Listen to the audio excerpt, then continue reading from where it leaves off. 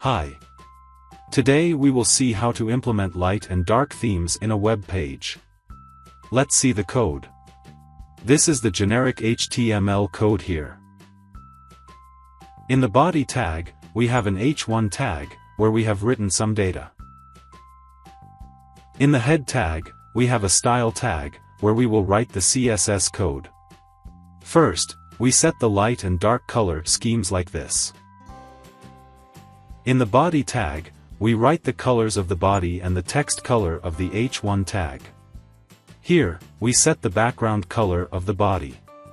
Here we set the colors for both the themes, light and dark. And here, we set the text color for the entire document, which includes the h1 tag also. Here, we also set the colors for both the themes, light and dark.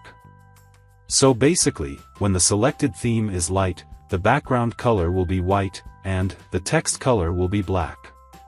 On the other hand, when the selected theme is dark, the background color will be black, and the text color will be white.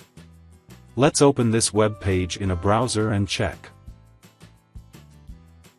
As you can see, as of now, the theme of my browser is dark, so the background color of the web page is black, and the text color is white.